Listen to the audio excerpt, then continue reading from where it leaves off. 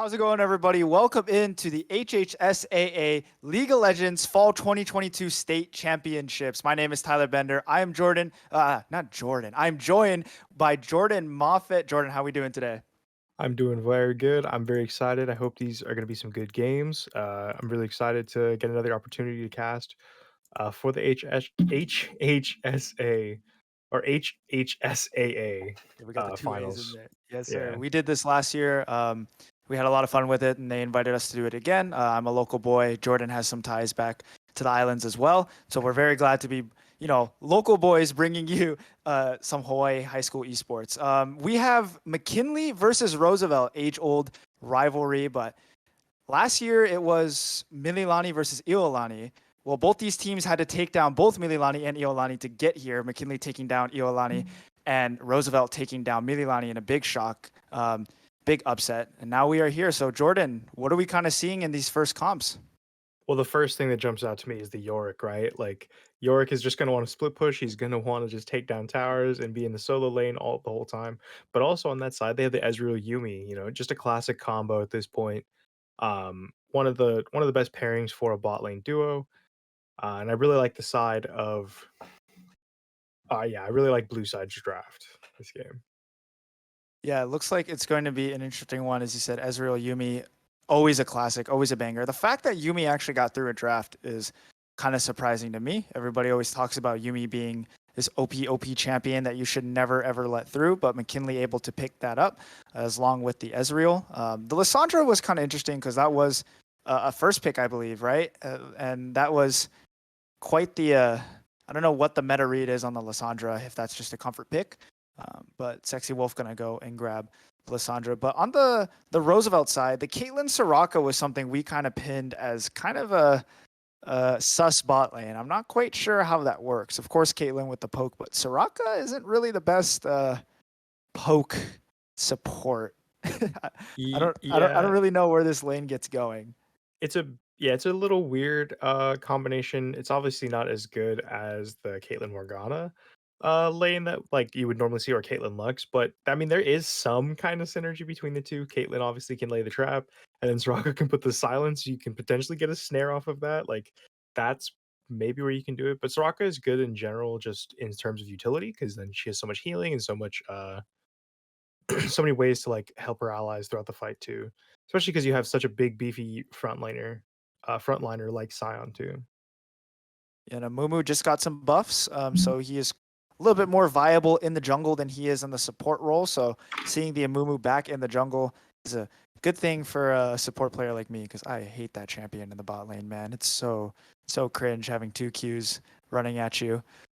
So maybe in the jungle can get some work done. As you saw in the spectator, we couldn't really see what the names were, so we weren't quite sure who was playing what. But now we get to see the names of who's playing in which role on the Roosevelt side. It looks like Tony Boy has the Amumu in his hands for this game. Schamberger in the bot lane with his Kaylin. I do like the cleanse this game though, because the Lissandra with the lockdown kind of scary, and you actually can cleanse Lissandra. A lot of people don't know that, but you can.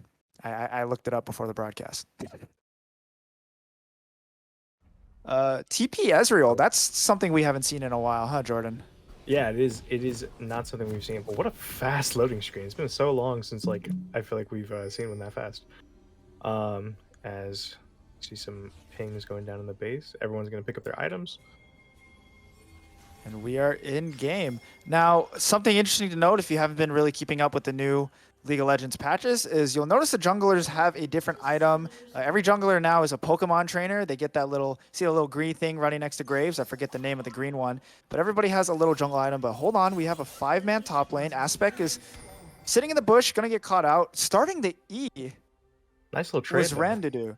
Okay, that's interesting. I guess wanted the slow.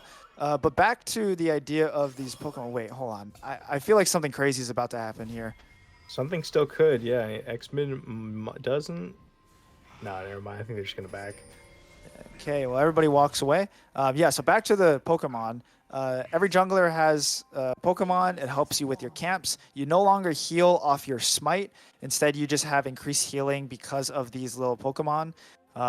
Each of them have their own effect after they upgrade them, and the way you upgrade them is by taking camps. You no longer have an upgraded smite by smiting or by buying it. You have to take 20 camps or get 20 treats, and then that will upgrade your smite to 900. Currently, the base smite is 600. They'll upgrade it to 900, and then once you get your final form, it'll upgrade it to 1200. So smites are crazy, and basically what you're hearing is Pioshik will never lose a smite fight again.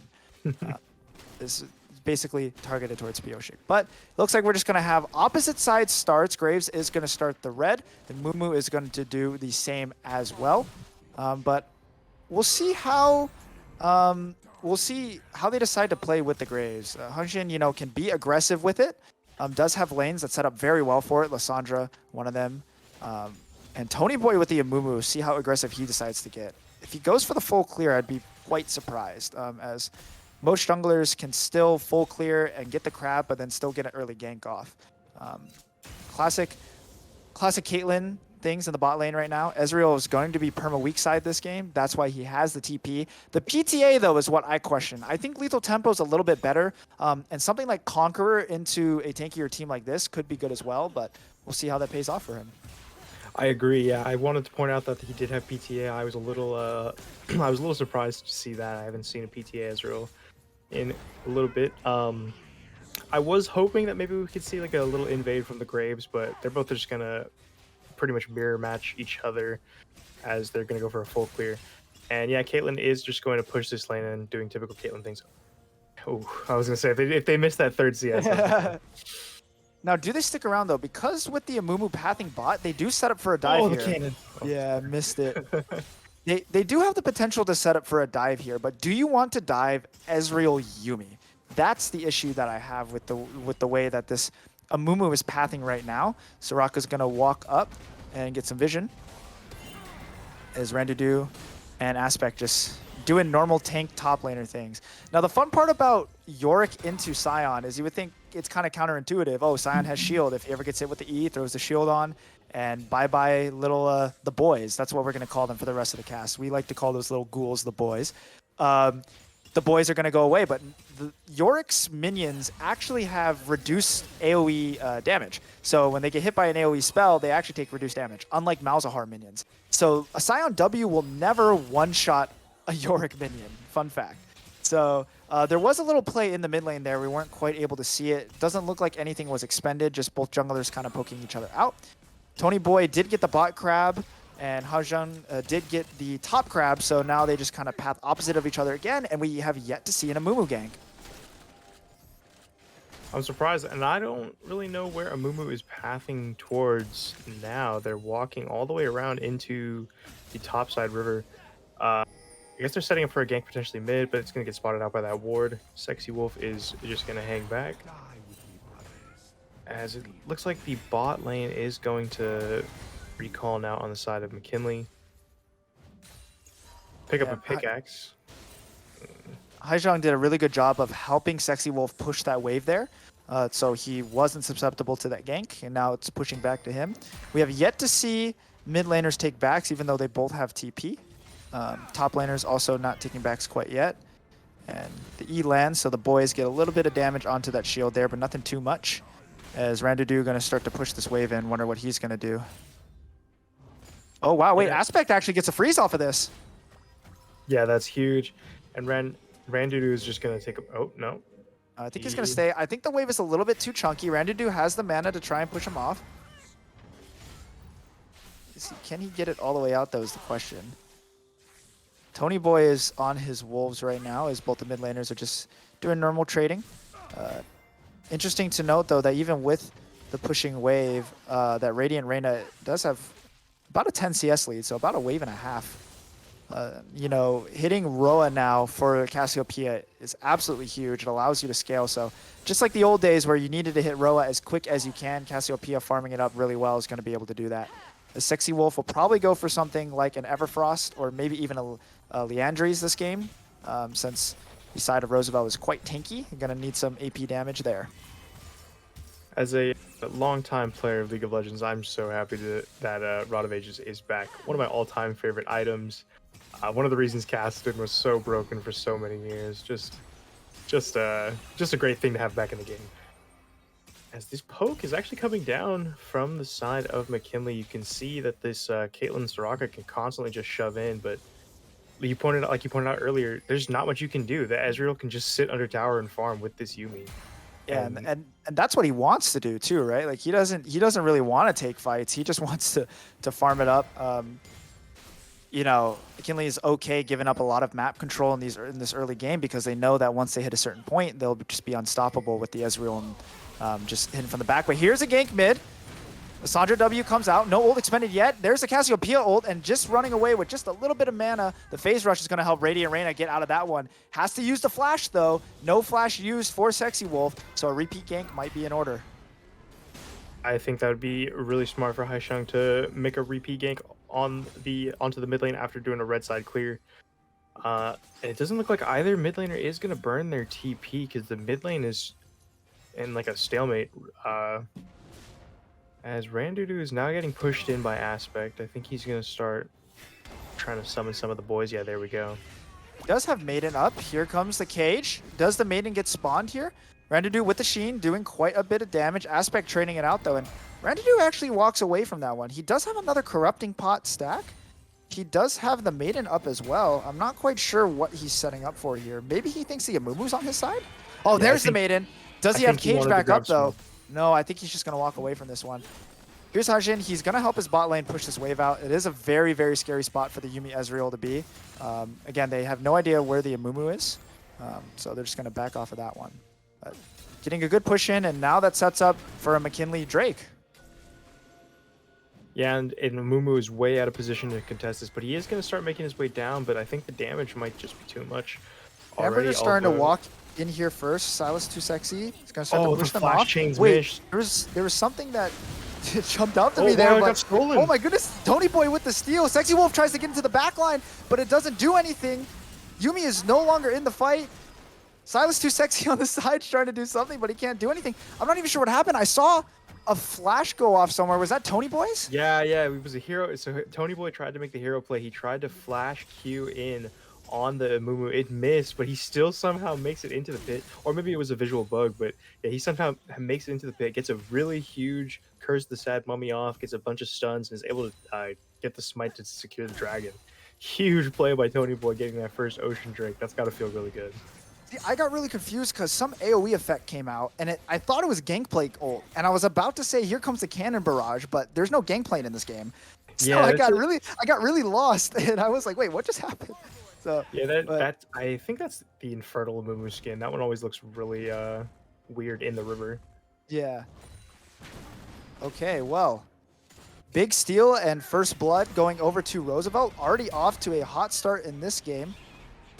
Randudu is going to get hit by that one.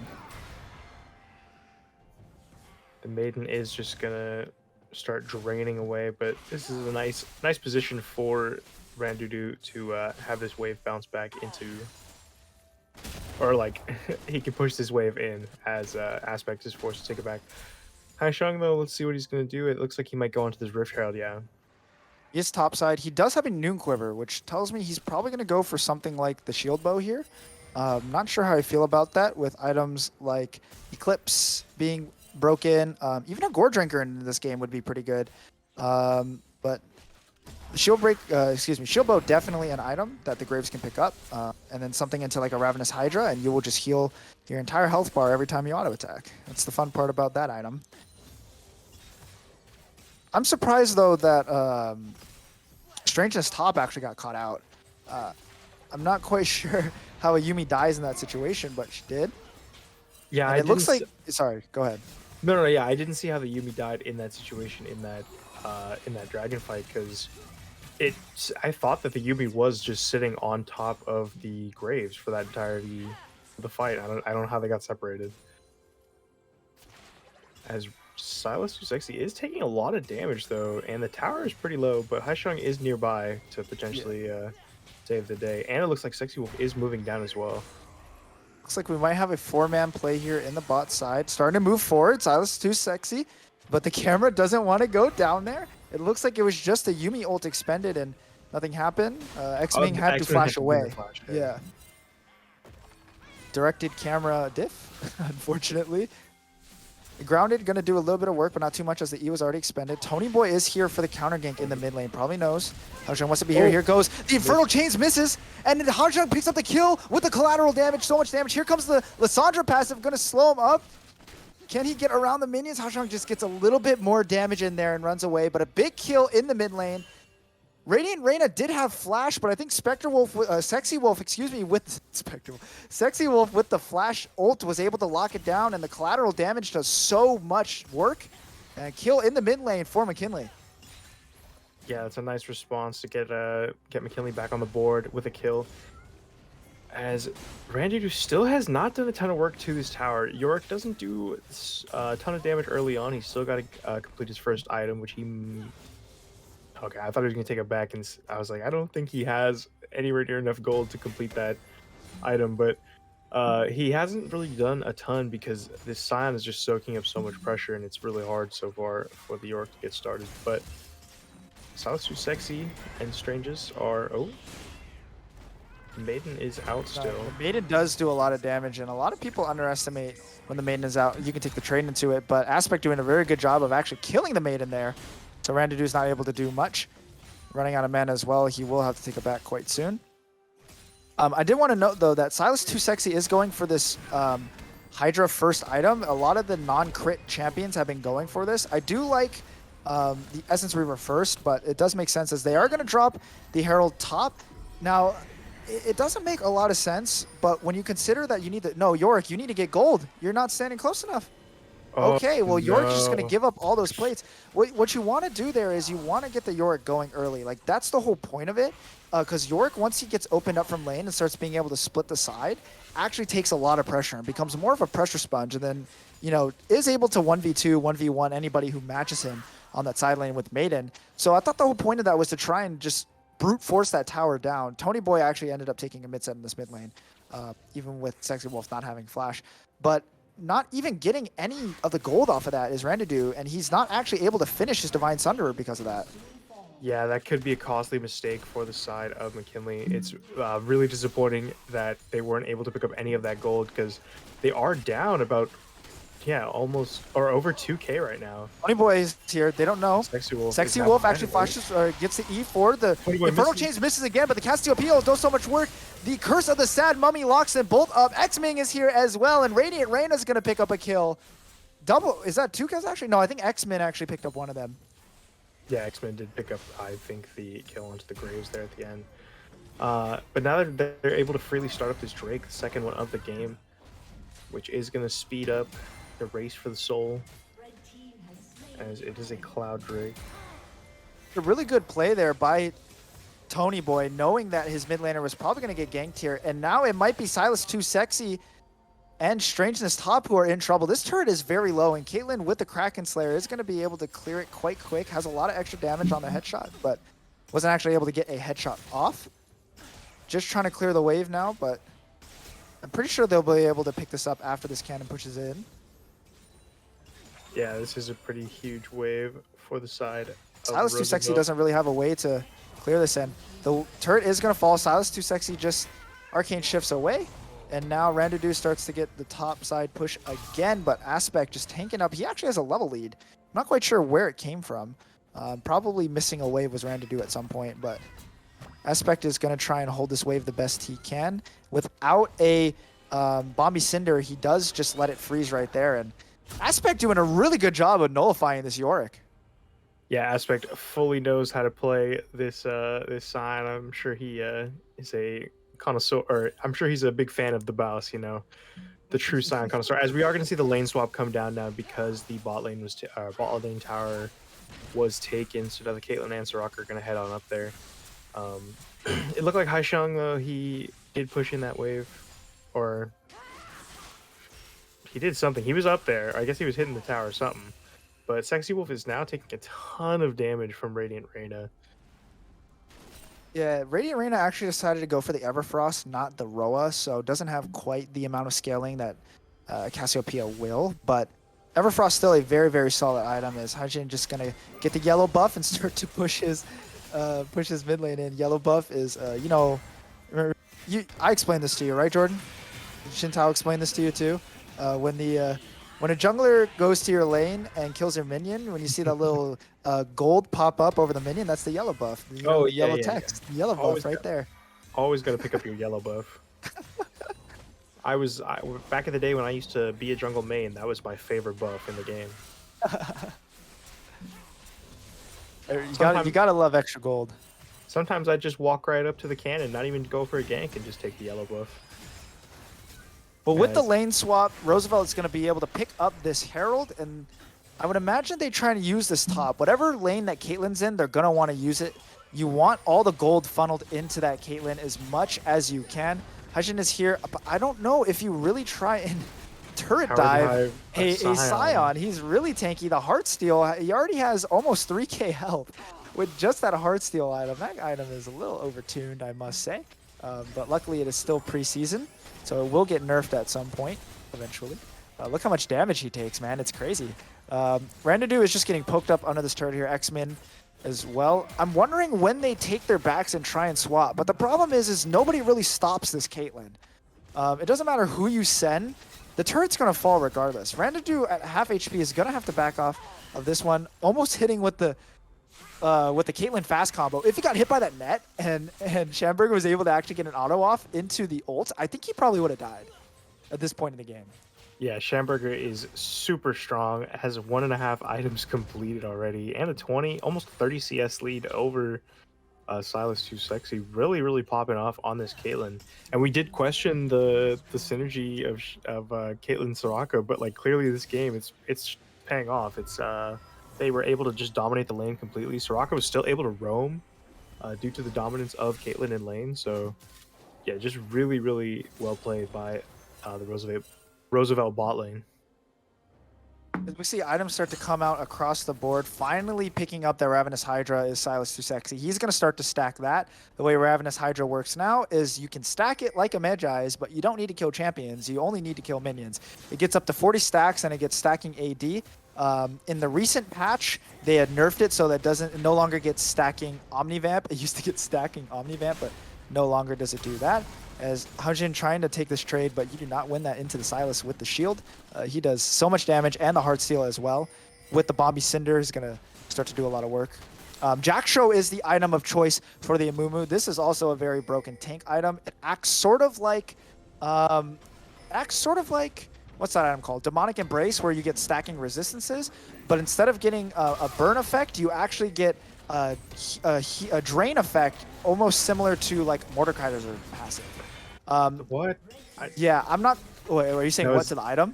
No, I was saying what to what I just witnessed in the top lane. That was just a very interesting tower to take. Well, with 4 people in the mid lane, the Herald is gonna charge. Shelly is gonna. Oh, that's the Shelly bug where she doesn't actually charge. I'm not sure why they're trying to push this more, but they are gonna kite back to the Drake.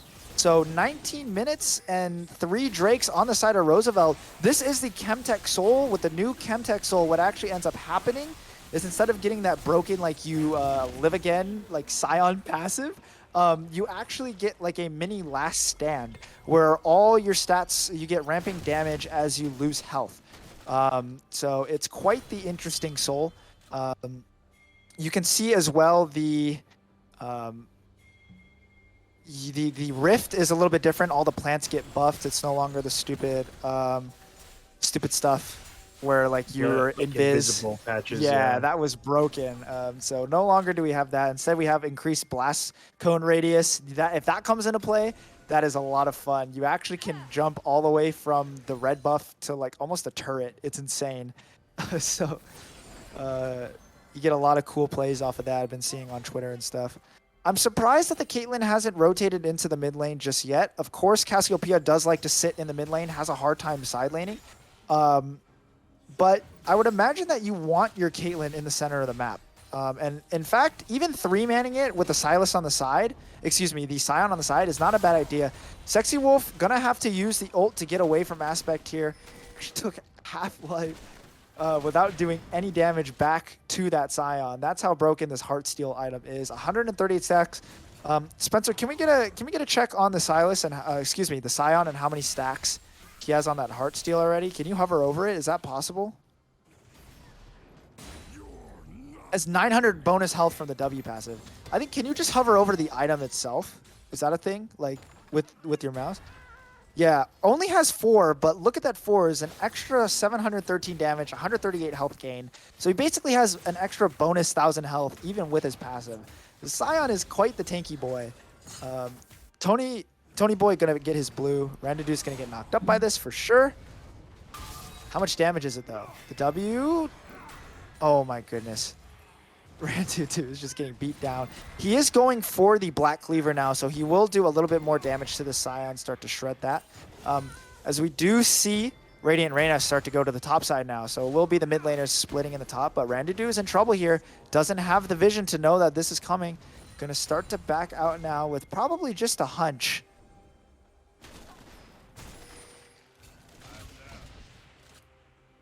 Aijin has to run away from that one too. Okay, so something I also want to know, now that both junglers have their upgraded items, you see the smite is green. That means it's at the 1200. The shield that you see is every time you clear a camp and you get another treat, you get a permanent shield.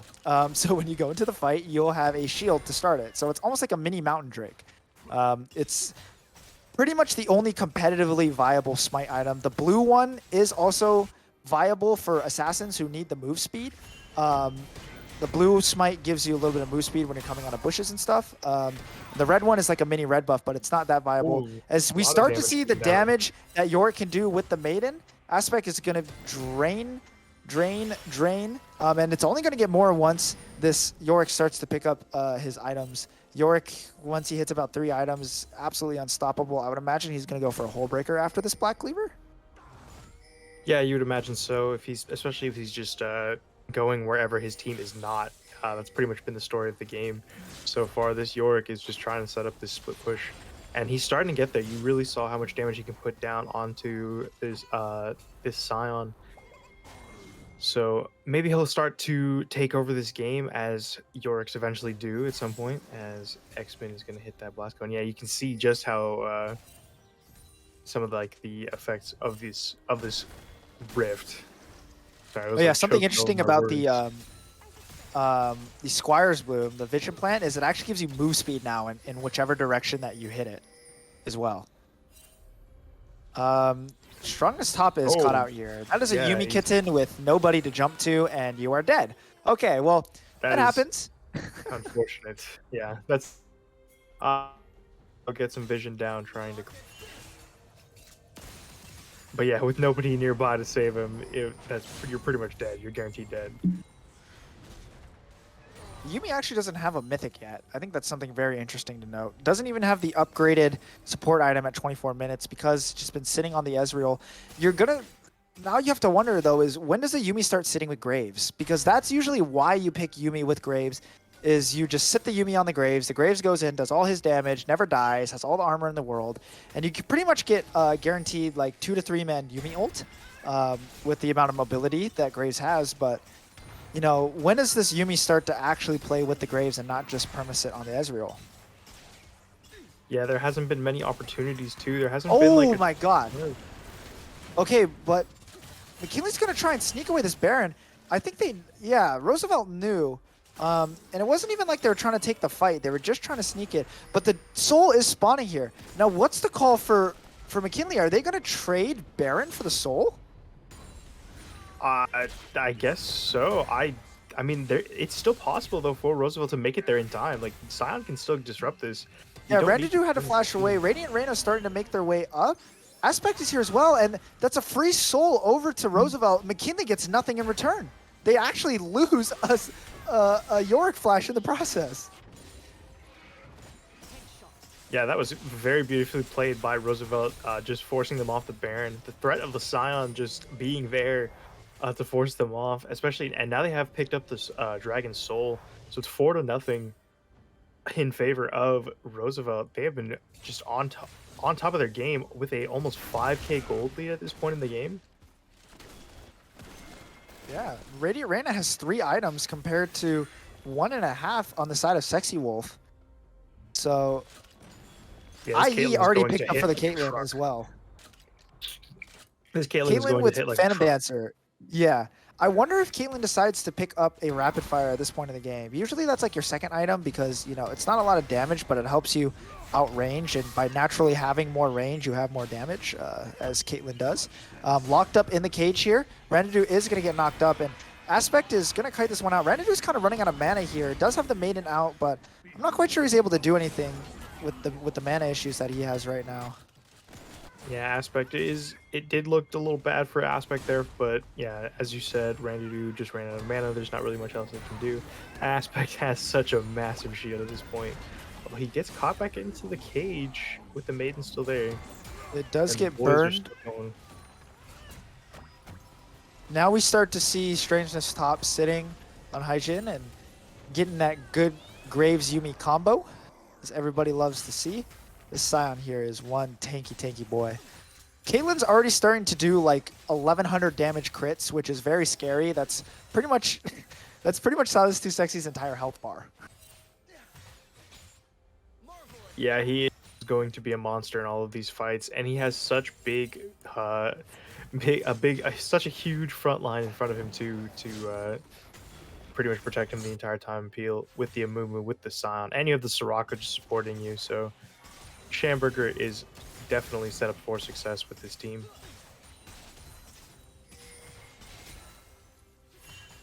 Ezreal does have 2 items now, does have that Muramana. Sitting on the Sheen, I'm not quite sure what it's going to go into. He can still pick up a Mythic, so that can either be the Divine Sunderer, the Triforce. He can also decide to move that into an Essence Reaver. I'm not quite sure what Randadu's doing here. He's just hitting the turret, but pretty sure he dies, and now the rest of the squad is here. Randudu, what was that?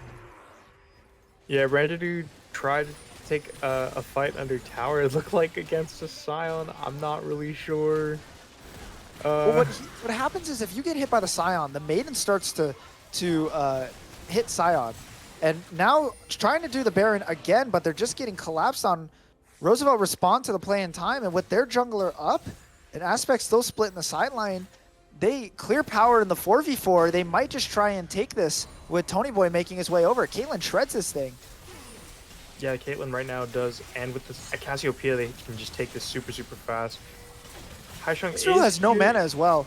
Here There's comes the TP TP from coming down, behind, Sexy Wolf. and I'm not sure But I think it it's does too late. anything. Yeah, Caitlin's going to go ahead and Looks like pick it up. Aspect's on the Here way. comes the Aspect's Yumi here. ult. Shaihan trying to move his way forward, but Aspect's in the back line. Silas Too Sexy trying to kite away, but he is stuck. Sexy Wolf is in the back. What can he get done? In the middle of everything is Randudu. He is just going to fall. Sexy Wolf has to use the E to try and get away. He used it in, but just has to end up running away. So it's just Randudu who dies for the play, with the Yumi and the Graves able to kite everything out. But Schamberger wants more. He's moving forward. The E back over the wall gets Sexy Wolf out of there. But with the Baron buff, no wave here, but Aspect is so tanky, he can probably just take the aggro for this? No, they're going to start to push in. No, he will. It's Schamberger who's actually taking aggro right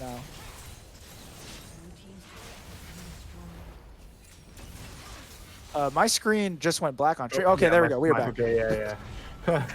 Well, we knew that turret was going to fall anyways. 8k gold lead now for Roosevelt. With the Baron buff and the Chemtech Soul, rather. Elder spawning in a minute 30. You got to imagine that if they take the fight at the Elder, McKinley is kind of forced to contest, but they'll most likely lose. You got to figure at this point, Roosevelt full control in this game. Ended probably 5 minutes here. Yeah, most likely. Roosevelt, that was a perfectly played Baron dance. You had Aspect just wailing away in the tower bot lane, and it looks like that bot tier 2 did fall in all of that. He didn't even have to TP until after the Baron was taken. Sexy Wolf got caught out because he TP'd way too late behind the play. And then Tony Boy with just another beautiful Curse of the Sad Mummy to lock everyone down. Just a really, really well-coordinated fight by the side of Roosevelt. They're really playing together tonight. Look, the Scion is building a Hullbreaker too. Oh, that's awesome. I love that.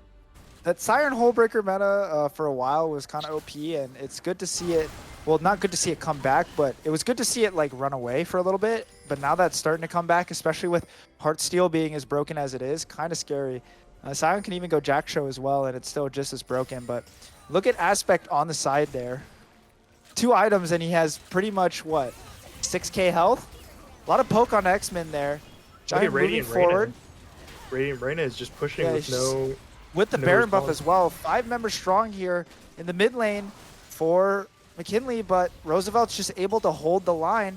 Silas Too Sexy has to start to make his way out of this fight now. Going forward though is Sexy Wolf. Are they able to find Schamberger? They do, but the cleanse and the flash away keeps him alive. Everybody trying to move forward.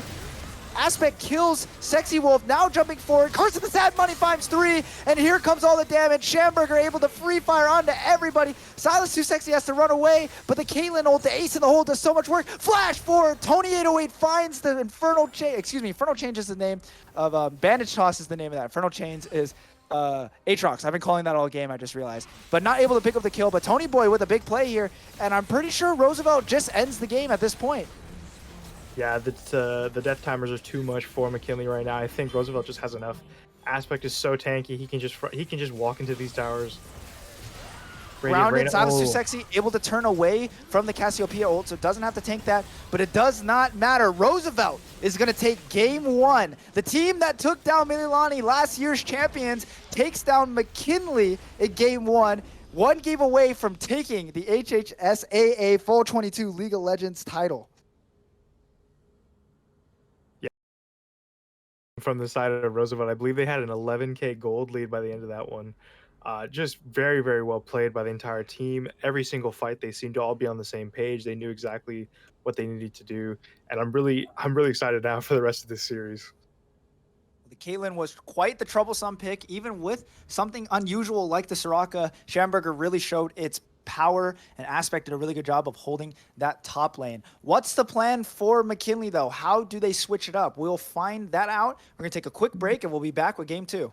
Welcome back to the HHSAA Fall 2022 High School League of Legends Championships. I'm Tyler Bender. Jordan Moffitt is with me. Jordan, we saw Roosevelt have a very dominant game 1 against this strong McKinley roster.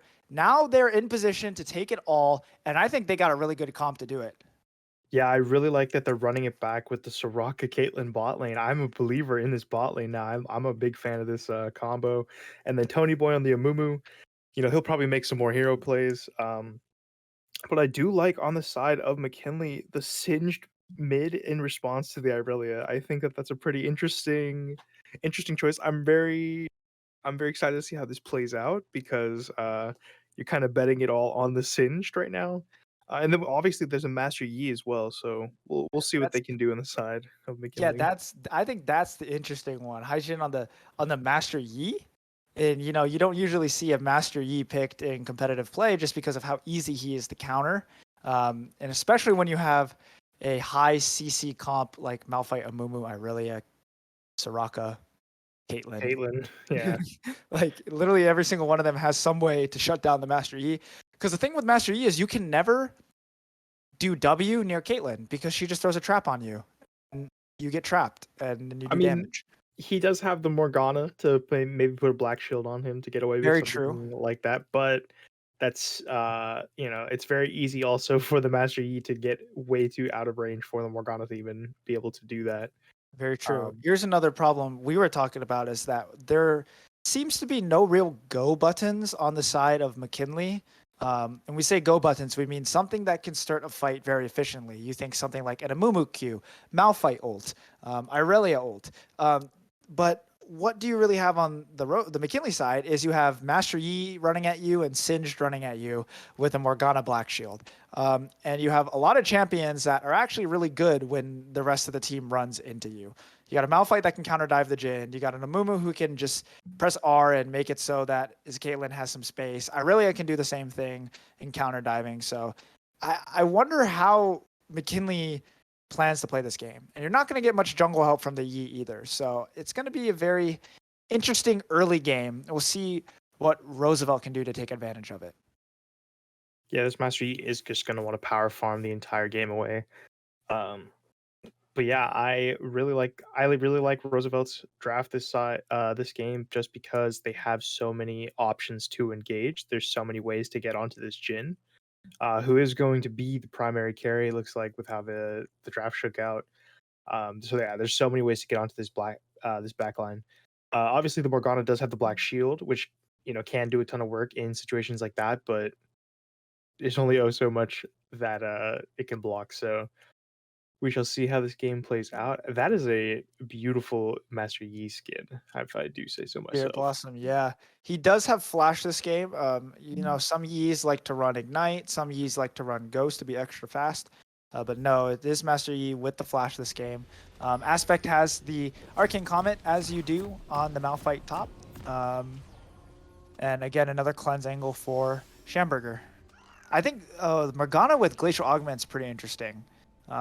Especially into something like this lane, you would think something like a Guardian, something that can tank up a little bit of damage. But no, it is going to be the Glacial Augment. So when she gets that lockdown, Morgana can just make sure everybody can't move. But is that Sexy Wolf actually going top? And Randudo, Yeah, playing that's what I was curious about. I think when they were drafting, I do believe Randido was just gonna take the Singed no matter what. I think he just wanted to lane into the Irelia with that pick because it's probably that he's more comfortable on the the champion. Sexy Wolf probably, or Sexy Wolf is very big on the Mordekaiser. No, that is not true. That is a completely different player in this game. My mistake. Um, but yeah, so there isn't going to be any kind of like invade shenanigans this game. Got the Things Predator though. That's what I like to see. Predator Oh, the Singe Predator Singed, yeah. is definitely a fun build to watch. Both junglers going to start on the top side, so it is Haijin pathing bot lane, and maybe Tony Boy recognized that his bot lane is in fact the win condition, so he will also start to path bot lane as well. Randudo going to start to just get this wave out as the Singe does. Missed 2 minions there, unfortunately. But with the Predator, he's going to try and go for an early back and then run to somebody's lane with Predator. That's the whole point of this build. You're not trying to contest the Irelia in the mid lane in terms of shutting her down. You're really just trying to push waves, lock her in the lane per se, and then you run around the map and make plays for the rest of your team. That's pretty much what the Singe mid does. Very similar to something like Aurelion Soul. Except Singe does a lot better into Aurelion Soul than, I mean, a lot better into Irelia than Aurelion Soul does. So, port shot. Oh, I love Jhin, man. Such a great champion. Yeah, definitely one of the best designed champions thematically, in game wise, lore wise. Everything about that champion just is perfect. Okay, well, Radiant Reina did have stacks there, but it just ran out. Gonna hit level 3 first, and now Randudo needs to be very careful. If the stun comes in here, the flip, but the stun was already used, and now he's behind in the wrong side of the map. Radiant Reina has all the space to work with. Randudo forced to flash away, wants that cannon, has no mana. I think was able to pick it up, is now gonna have to take his reset, but he should have enough gold for the boots at least so he can get his, what's it called going? He can get his Predator going. What Mordekaiser skin is that? It's one of the original ones. Like I think one of the ones that he was released with. Okay, I was about to say I haven't seen that VG graph effect. Or maybe not. Maybe not. Maybe this is a Whoa! newer skin. Oh,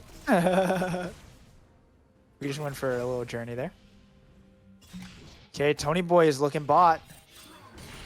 But they know that the Master Yi is in the area. Now, does Tony Boy decide to contest on the Scuttle Crab? I think Haijin just picks this up for free. It looks like he does. Tony Boy is going to run through the mid lane, though. Is he going to be able to pick up the top crab is the question. Ashen Knight Mord is what our observer Spencer is telling us. Is that an actual skin? Oh, because Pike had a skin, right? it could also be Pentakill Lost Chapter, I think. Maybe. Or Infernal. I don't know. No, Infernal doesn't have promos. Ashen Knight has, Ashen Knight has, like, isn't it gray and purple? Ooh, Maybe. Tony Okay, Boy well, the just got out ground here. comes out. Tony Boy forced the Using flash. that flip. Randudo pops the ghost, flashing over the wall with Haijin, the flip back. And Haijin's actually able to get in there. Randudo's just going to run him down, and it's first blood over to the Singe. So many flashes expended there right at the end, though, by Haisheng and Sexy Wolf. It's a little unfortunate, but huge pickup there. Huge catch out for the side of McKinley. Look at that wave. Renedu's gonna start to run forward here. Morgana is here as well, dodging the stun. Morgana, do you find the Q over the wall? No, just out of Just barely. range. Okay, well now Silas Too Sexy just, you know, gets to play weak side warrior with the Jhin, as a Jhin usually does. Very good sidestep there from Aspect.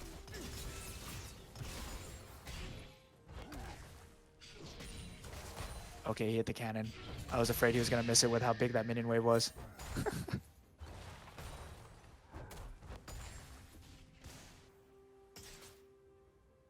So I think what's even better about that play for McKinley, not only picking up the kills, but you saw the wave states. You saw how Randodo was able to get back to the wave and it was still in his favor. Sexy Wolf was able to get back to the wave and it was in his favor as well. Aspect does have the minion lead for now. That will change as the root comes out onto the Soraka. Silas Too Sexy doesn't have enough mana for... What did he fourth shot? I have no idea. I actually did not see either. I think he hit a minion because Schamberger and X-Ming didn't get hit with any sorts of crazy damage. Unless the fourth shot does negative damage at this point in the game, but it looked like he might have hit a minion. Schamberger and X-Men are going to be able to get this back off. As Silas Too Sexy and Strangers are also going to respond with their own back. It's a little bit of an awkward one, but they have to take it. I would have liked to see Strangeness Top actually throw a W on the wave and they try their very best to push it out. But unfortunately, that was not the case. And Sexy Wolf now with the push in the top side as Aspect does have level 6, but I'm not quite sure how the Malphite really functions if the Mordekaiser gets to keep pushing this wave. Yeah, the top lane has not been as scrappy this game. Last game, they were just duking it out the entire time, but this time, it's been very respectful, very, you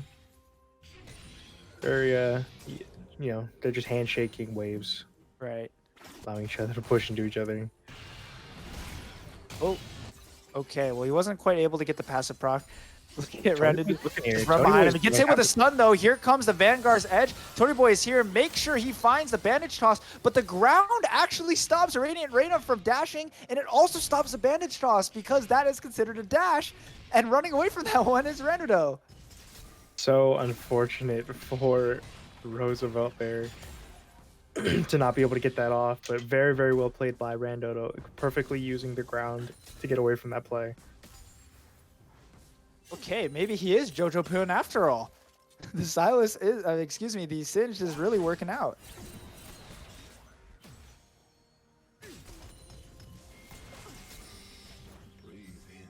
Okay, actually, we need to take a check because Hanxing has literally just been farming since that one play in the mid lane. He's already at 53 CS, has the boots. Still don't know what his first item is going to be quite yet. Does take his recall here. See what he picks up, the recurve bow. So he will be going for a Bork first item most likely. Sexy will finally able to proc that passive, but doesn't really get too much from it. Yeah, this game has been very standoffish. It's just pretty even across the board. The gold is dead even, actually. I guess it just 200 gold lead now, but that'll disappear immediately, yeah. So far, looks like Radiant Reyna has been able to farm a little better, but it doesn't seem like a ton... Or it seems like things are going in McKinley's favor because this is kind of what they want. They want the Yi to just be able to farm up and get as much gold as possible and get as strong as possible. And Roosevelt's ganks just haven't been... Or yeah, Roosevelt's plays just haven't been able to get that many kills. Silas Too Sexy moving forward. Does get the fourth shot off. The binding did miss there from Strangeness Top, so nothing too much they can get out of that. But with the Jhin Morgana actually able to kind of push Roosevelt back, the Soraka not doing as much work as they did last game into the Ezreal.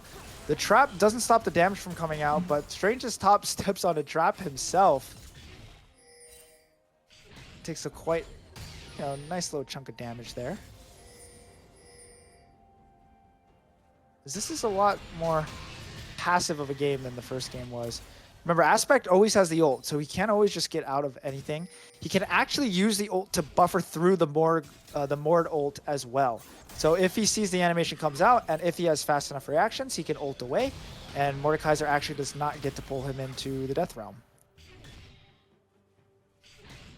Aspect is just chilling. He's just trying to get his back off, but he's gonna get. No, flashes forward. Who does he flip? He flips the Caitlyn into the root. Schamberger has to use the cleanse, flashes away. But now here comes Tony Boy, and he finds a big curse of the sad money. Strangeness Top is pretty much walking into his death. Double kill for Radiant Reyna. Did the Drake go over to... No, the Drake does go over to McKinley. But cleaning up is Roosevelt. And just like that, they're up 2k gold. That can't be good for McKinley.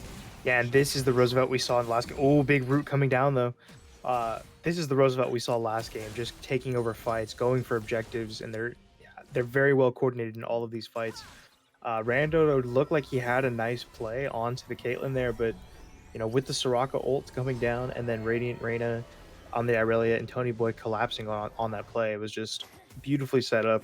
They weren't able to secure the dragon, but 3 kills going in their favor is huge. 2 of them going on to the Irelia, who's now picked up the Blade of the Ruined King, is going to start doing some big damage in these fights. I forgot to mention it, but the Irelia was already full build once she hit a Vamp Scepter. She could have just sat on that for the rest of the game and she would have been just fine. But now that she has a Bork, I guess even better. I wonder what the mythic is. A lot of people used to go Shield Bow. That still is an option. I do believe, though, that maybe something like a Jack Show might be better because you're tankier and you still do the same amount of damage. You don't necessarily, you know, Jack Show is kind of an OP item, as you'll come to find out, Jordan. Yeah, I've seen some Jack Show. I saw Jack Show Vayne in one of my games, or Yeah. the one game I played. I saw Jack Show Vayne, and it was just a monster. Yeah, it was almost like the same idea as that Riftmaker Titanic Hydra vein, where you just heal and do true damage from 8 million light years away. So Sexy Wolf just trying to trade, but Aspect really good at dodging these E's. Really using the movement speed bonus you get from his Q. And his trades have actually been going very well too, because he did opt into the Comet. Oh, he might have accidentally just queued the wrong thing. I love how every time we put the camera up on people, they just do like bad things. I don't know what it is. It's just cursed. Haijan is getting his red. He's starting to make his way towards this Herald. The Tony Boy's on the opposite side of the map, so this could be a free Herald. It should be a free Herald for McKinley in this instance. Master Yi is really good at, you know, soloing objectives like this. Does have a lot of attack speed, so he is down 2 cookies though, which is very interesting to note. He doesn't have as many treats as the Amumu, as he is down about a camp. Now that Mordekaiser are starting to make their way over, they will just burn through this. But here's Caitlyn just free firing on. Doesn't want one more plate because doesn't know where the Master Yi is. Doesn't know where the Singed is as well. So Schamberger just opting for 1 plate and will back off. The plates will fall in about a minute here though, so I'm not sure he has an opportunity to get another one. But that's okay. You get as much gold as you need out of that, and you'll go back and pick up another Kraken Slayer is the idea for Schamberger this game. Oh, missed the cannon.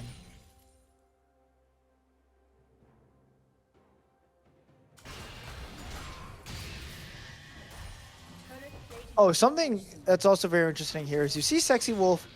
The items that he has says that he is going to go a Rallies, because what the build has been for Mordekaiser this day is actually not the what is that item called? Why can't I think of it right now? It's not actually the Riftmaker, but a Rallies into a Jack Show. So yeah, okay, Root, the Jin W as well, but did not want to open up the curtains just yet, and the Herald was spawned mid, give Randodo some more gold. He's down quite a bit of waves now, though, after that big play by Radiant Reyna in the river.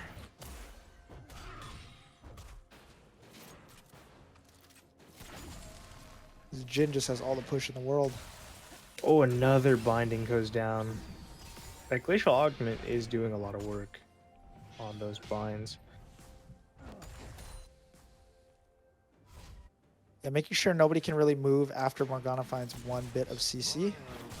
Silas Too Sexy 2 also making sure to hit the W on the CC'd opponent. You'd be surprised how many times I've seen gyms, aka myself, miss that. But that's why Size Too Sexy is playing in a championship, and I never got to, because he hits those. There is Okay, about 10, there's about 5 seconds left on this Drake, and Tony Boy is in position, but it looks like Haisheng is going to run his way down there. I'm sure there is about to be a fight. Roosevelt really loves to take these objective fights, so we shall see what is about to unfold as Schamberger and X-Men are actually maybe able to cut off Silas Too Sexy. Radiant Reina flashes over the wall, but the Q already came out. Hydrogen is following him. He's not in alpha yet, but a Curse of Sad Money is just burning everyone, and Radiant Reina is killing everyone. A triple kill for the Irelia. 5-0 already. Oh no, Ionia has been unlocked. The Vanguards have been protected. Masterfully played as well. Held down the W as long as possible, was able to get the ult off, bought enough time for Tony Boy to get in there, pop his ult, and then the Soraka ult came on over that as well. And this Irelia is going to run away with this game. 5 kills, the Bork already completed, and the options are pretty limitless as to what this Irelia could build from here on out, because pretty much full build. Guild Bow is the choice though. Yeah. So we see the Noon Quiver come out. Oh my goodness, what a play there from Radiant Reina, fighting for the first lands. We do get a Hex Tech Soul, so you will see the gates pop up around the map, and everybody can teleport in between those, which is really good for this Roosevelt comp because they need to get around the map quick. Spec goes for a Iceborne Gauntlet, which is quite interesting. You will notice it does look just like Frostfire, the old Bombi Cinder mythic from last season, but that is actually an Iceborne Gauntlet, and it does build out of a Sheen just like the old Iceborne Gauntlet did. So I'm not quite sure why. I feel like something like Jackjo, for instance, would be a lot better. But there's nothing wrong with the Iceborne Gauntlet.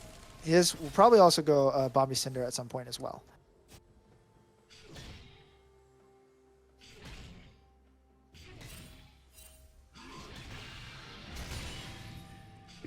Is able to dodge out of that E right there, but Aspect is just going to rock right away.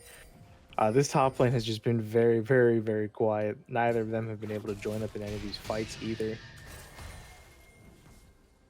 And it doesn't look like a ton of damage has been done to either of these towers. As another bind goes off. Lane goes. Yeah, But Malphite is just Schamberger just gets healed all the way through it. Radiant Reina is going to get flipped into the root. Vanguard's Edge comes out. In alpha is Hailong, but it is the shutdown over to Renado. But it's not the person you want the shutdown on. You want to give that money over to Yi. You want the Yi to get as strong as possible to be able to take over this game, potentially respond to Radiant Reina's 5-1 Irelia. Huge shutdown to go down. I mean, you still obviously want to take that, but you really wish you got that money onto Yi after that. Yi does have the Rage Knife, so Hajan is going for this Ginsu's Rage Blade. He will get a lot of procs on the double autos. And into a little bit of a tankier team. Not a terrible idea. I'm not opposed to it. But it is first turret in the bot lane going over to McKinley, and normally you'd see the Caitlyn, but Radiant Reina. There's Radiant Reina. He misses, he's stunned, but it's just gonna hold that W. Tony Boy able to pick up the kill on the Strains' top. The Q hits the minion, so no more further follow-up. Just unlucky little hitbox situation going on there, but with only 2 members down here, Roundodo is starting to make his way down as well. Schamberger probably gonna start to hit this turret. The wave clear is quite strong though, and Silas Too Sexy able to dissuade. Here comes Randodo. The ground does come out, but a beautiful Curse of the Sad Money there from Tony Boy. Flashing for those, Hajong. He's able to get the Bork proc. Here comes the Malphite. No, he actually got his teleport canceled. Tony Boy is in there though, fighting Hajong, able to just zone them off. Radiant Reina's fighting 2 people, and more kills in the bot lane for Roosevelt. They are rolling this game. Only up 1k gold though, but they are up 6 kills. Yeah, they can easily make their way over to the Rift Herald. And I do think that if Sexy Wolf wasn't able to stop Aspect's TP, I think that was just going to be a clean house for the side of Roosevelt. Malphite ult was going to take everyone down, and Radiant Reina was probably just going to pick up another triple kill in this game. As Sexy Wolf is going to steal away that blue buff and then take it back. But Silas Too Sexy, despite having pretty uh pretty good advantages in the early lane, hasn't been able to get a ton done this game so far. He does have the Last Whisper uh, picked up, so he is probably going to go for that Lord Dominic's Regard. Uh, that will allow him to get a bit more damage down onto these tanky frontliners of Roosevelt. Hanzhong is just, he is relentless this game with the amount of buffs he is taking. He is not letting anybody take his buffs. He wants them all. But he hasn't taken any yellow buffs, man. I'm waiting for that. True, not this game. He hasn't really gotten many yellow buffs. We're all about the yellow buffs. He is 0-3 though, which calls into question again, what is the Yi pick really for? He was able to help with that 1 kill. Radiant Reina was not spotted out there. They did not have vision over the wall, so he will be able to walk there for free. As Sexy Wolf, yes, he got the cannon this time. A dragon did just spawn though, so I expect there to be some kind of bloodshed right here, some fight. A Schamberger, yeah, he can just walk right up. That's Too Sexy. A little bit overextended there. Forced to use the Gale Force already, so he won't have that up ready for the fight. And now he's taking him back, which makes me think that McKinley's just gonna have to give this Drake, and it looks like they're gonna do just that. So 2 Drakes for Roosevelt. They are both Hexo, so more attack speed. That's exactly what you want on the Caitlyn. That's exactly what you want on the Irelia. Looking good right now for Roosevelt. Again, 1 game away from taking the championship. If they are able to secure this, they do win the fall title. There will be one in the spring as well, but at least for now, they'll be fall champions. And what is quite the run, I mean, they had to take down #1 seed Mililani, who won it all last year. They did it in backdoor fashion to win the semifinals. So if they're able to take down McKinley here, prove that they, you know, this truly will be the miracle run. Yeah, I think that would be so awesome for Roosevelt. Oh wait, Baron is the call. They do it really fast too. They have no idea. Yeah, Mordekaiser plus Yi plus Singe. That's a lot of AoE burn damage. You don't want the Yi to tank it. Oh my goodness, and reduce damage. But just like yeah, that, a 22-minute Baron right off the map. Well, that's the power of the Master Yi. And so I Yi guess does have that the race slows like things completed down. as well. Yeah, slowing things down here. I think he's going to start to build the Mythic now. That longsword probably going to go towards a Noon Quiver and will most likely also be a shield bow for more lifesteal plus a little bit more survivability. But that's huge now. With this Baron buff, Kinley's able to stall the game just a little bit. They can use the Jhin in the mid lane to start to push down this mid turret, but it looks like that's not the call just yet. Sexy Wolf is going to try and push down this top turret with that Baron-empowered cannon minion, but it's going to be forced to back off soon. Caitlyn does have the range to just keep him at bay, as he's still building towards that Jack show. Rondo Doe's gonna, yeah, he's gonna. I don't know how much work he can get. I don't know how much work he can get done though. Yeah, there's the Malphite just able to get out pretty easily. In the top lane though, it's Sexy Wolf getting the big push. And if Haishin comes over, actually, Haishin's going to take the Hextech Gate right into Tony Boy. Tony Boy roots him up. The W was already expended, so no W, but look at him go. Look at the attack speed in Alpha now. Is he able to pick up the kill? No. Here comes the ace in the hole, blocked by Sexy Wolf. Radiant Raider's going to take the Hex Gate over too, and now he's behind everybody. Sexy Wolf is in the 1v1 with X-Ming. He does have him in the Death Realm, flashing away. Is he able to kill him in time? No, X-Ming actually lives, but it is Sexy Wolf all on his lonesome in 4. Here comes Strains in his top, but might be walking too far forward. Radiant Reina flashing forward, Renadu. Radiant Reina is going to... No, not flip back yet because the banish toss. Renadu's falling in the Vanguard, edges everybody. Over Radiant Reina picks up a kill. Oh, the Shamburger now Master Yi. able to free fire. Hajong picks up a kill, flashing forward now in Alpha, finds one as well. Trying to run onto Shamburger here. Does have the W back up. Silas too sexy, flashes forward. Q1, Q2, flash. Gale Force forward, and the fourth shot finds a kill. So a double kill for the Jhin. What a crazy fight. I'm not even sure who wins that. I guess McKinley, because they're able to pick up the shutdown.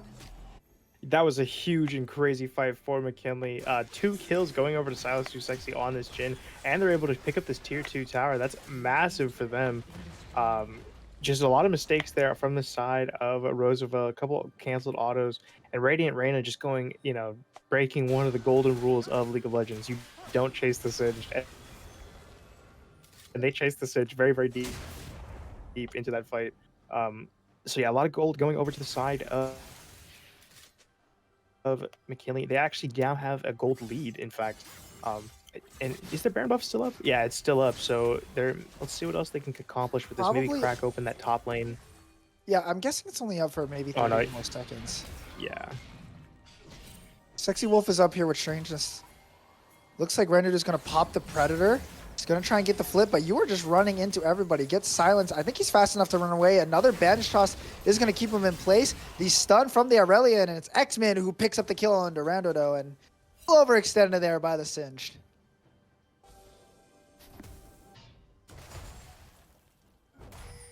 I think Sexy Wolf gets his turret, though, no? Yeah, I think he should be able to push it in here, no problems. Although Actually, Aspect...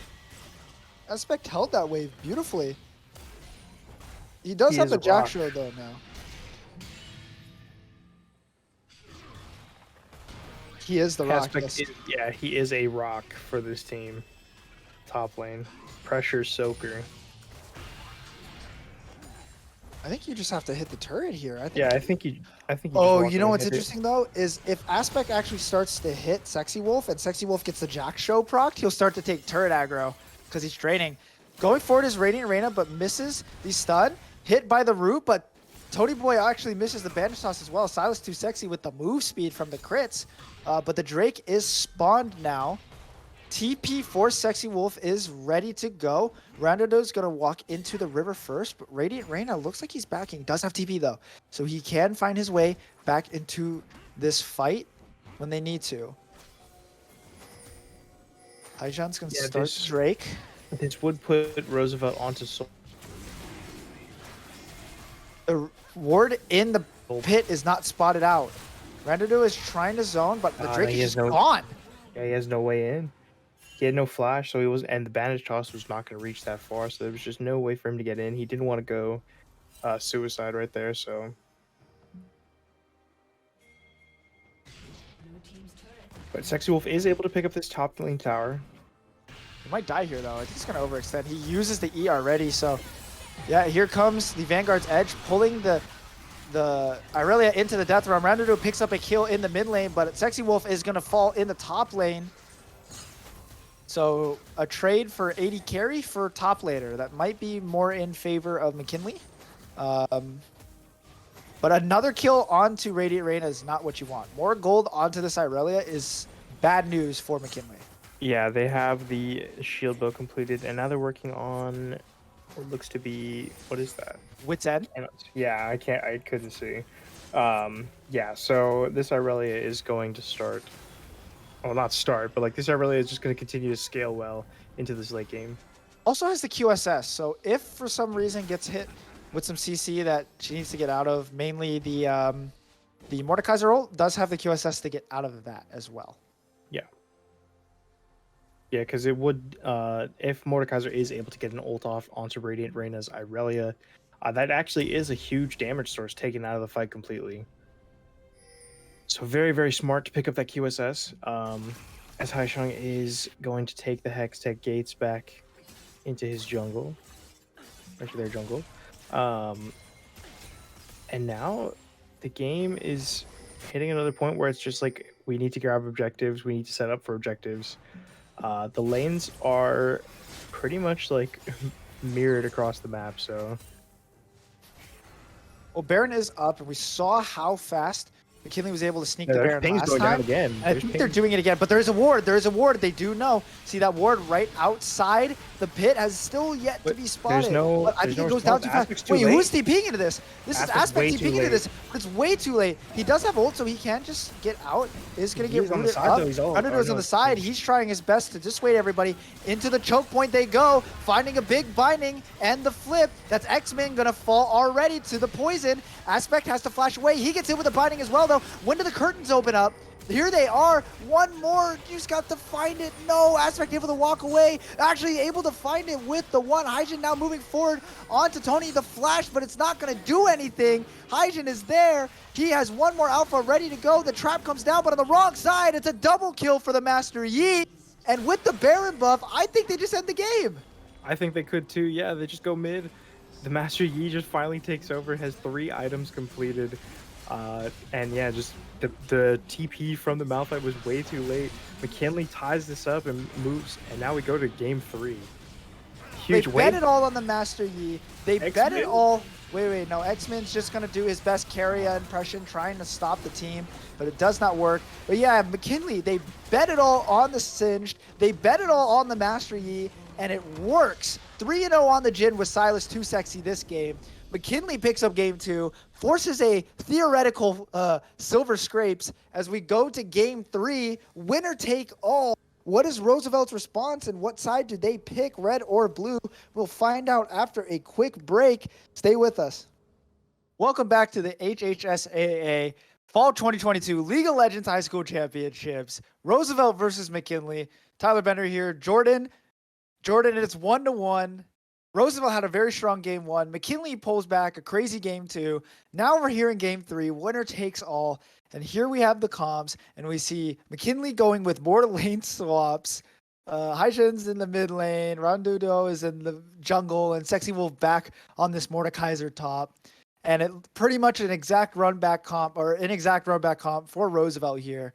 What are we looking at, man? Yeah, I'm liking that Roosevelt is running back the same comp. I really like all the tools they have to engage. And I love that the Caitlyn and Soraka came through. While they were drafting, they were hovering Kaisa until the very last second. And I was like, oh, don't do it. Please don't do it. Just go Caitlyn. It's worked every game. And then the Nunu is coming out. I'm interested to see how that's going to function. The Nunu and Yasuo, though, that's a very good combo. Um, the Mordekaiser into the Malphite once again. It's just going to be another stalemate. So Yeah, I'm not quite sure how the Yasuo functions into the Irelia. I've heard a lot of different things that this is an Irelia favorite skill matchup, or this is a Yasuo favorite skill matchup, but all sorts of different things. But at the end of the day, it's going to be a banger game in the mid lane because you have 2 junglers that would like to play for their mid laners and 2 hyper carry mid lane, AD mid laners, that is. You look across the board, there's no real AP. I guess you do have Mordekaiser, but he's building tank. And his, he doesn't really do AP more so does he does true damage at a certain point in the game. You have a Nunu, but not really much. Morgana, I guess. But I really do like the comp for Roosevelt. I really don't think their comp was all that bad last game. It was just that one misplay where Min got caught out, and it was just unfortunate. And because they have Master Yi with Baron buff, they were able to end the game. But I think if you look at the comps across the board, I think Roosevelt actually might be a little bit favored just because Yasuo was kind of a toss-up in terms of is he actually able to get all his damage off properly. Yeah, this is going to be an interesting one, though. I'm excited to see how this mid lane matchup turns out. yeah, as we are at the end of the spectator delay, we're going to get right into this game. Oh, my screen is black right now. I don't know if it's you or if it is for you. Yeah, I see it as well, but you know how Okay, it be. there it is. There it is. There we go. Okay, well, Hyjin is going for the exhaust this game. Arena does have the ignite, so it is pentakill. You're right, Jordan. It is pentakill Mordekaiser skin because now we get to see it. Now we know that it's pentakill. But as we get into game 3, Winner takes all. This is it. Both teams fighting to take that HHSAA Fall 2022 state title. And Again, see a blue Roosevelt. smite come out. Huh? Sorry, no, sorry. The blue smite. Nunu picked up Oh, blue yeah, smite. we do see a blue smite from the Nunu because he gets more move speed. That's what he's going for. He wants his snowballs to be as fast as possible. But as I was saying, again, Roosevelt had to go through last year's champions Mililani and won in backdoor fashion and in order to be here. And McKinley had to go through Iolani, which was last year's runner-up. So the two strongest teams got taken out by these two teams, and that's how we got to here today. So who's got the miracle run in them? One more game. Who's got the guts? Who's got the plays to make it happen? And it looks like we're not going to get too funky early, and we're going to start pretty normal with junglers pathing on opposite sides of each other. Oh, wait. Yeah. Is Nunu pathing top? It looks like, yeah, he's running over to his blue buff. Interesting. Okay. Usually you drop the ward on the opposite side, but that's okay. You can do that as well. And looks like junglers will start on the same side, and they'll both be pathing bot, and they'll also both be pathing towards their mid lanes. So again, things could get very spicy very quick in this game.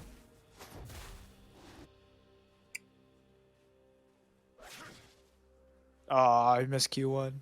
First Q. That's going to set the tone for the rest of the game. Auto space, auto space, auto space. Okay, Oh, wow. okay. Irelia, thanks, bro. Irelia is definitely one of the champions in League of Legends. Okay, what are we doing, Yasuo? I'm not even going to lie. There was a point where Wait, Lethal Tempo wins. Irelia one trick. They both have lethal tempo in the mid lane. Just realized. Yep. I know I know, Irelias have been doing lethal lately. I'm still a bigger fan of into certain like team fighty comps going Conqueror, just because it lets you heal more. But I understand the value of lethal tempo in lane helps you get some early solo kills. So definitely worth it. Again, exhaust is the pick for Hyjin. So if the early kill does come out, it's because Irelia wasn't able to move, not because the burn damage. Which is kind of interesting, but Hyjin has the wave in a really awkward spot here. He's going to start to dash forward. Here comes Tony. Oh, no. Tony misses. He still has the flash, though. Hits a minion in front. Flashing away the knockup. Radiant Reyna's trying to live. Does have just a little bit of HP. Pops the pot. Tony Boy is going to have a Q up very, very soon. Probably in the next 4 seconds here, but here comes the Nunu dashing through Hyjin. The flash doesn't get him around. The NATO hits Radiant Reyna. Now Tony Boy's in a weird spot. He has to try and run away. The root's gonna come out. Who gets first blood? It's Hyjin, and it's McKinley with first blood. The Yasuo already starting off strong. What a wild sequence of events right there. It was looking so good for the side of Roosevelt, but Hyjin is just able to buy so much time for Randodo to get there on the Nunu. And the snowball, the drifting, dude. You saw him turn around at the Raptor pit. It's awesome. Did, man. That's the Tokyo Drift. That's the Max Donut. Shoot, I forget the name of that streamer. You know which one I'm talking about, Jordan? The Nunu player who screams like Max Donut. Yeah. I love that guy, dude. But Max Donut Gaming there from Randodo, and bot lane push again for McKinley. But yeah, Yasuo getting ahead early, not what you want for Roosevelt. Yeah, and 2 long swords already picked up too. It's a ton of damage advantage over the Irelia, who is only able to pick up 1 long sword unless they're waiting for something. They got a dagger. Okay. But yeah, as we can see in the top lane, it's the same as last game. Just a lot of handshaking, occasional trading.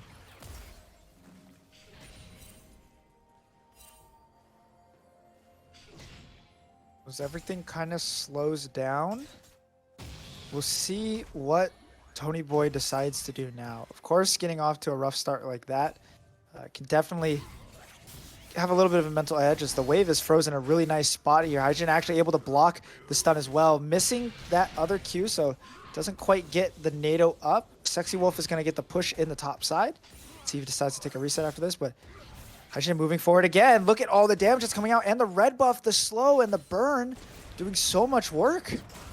Yeah, the Yasuo getting that first kill is not the person you want that to go over to, he's going to be a huge problem already. Only 5 minutes in.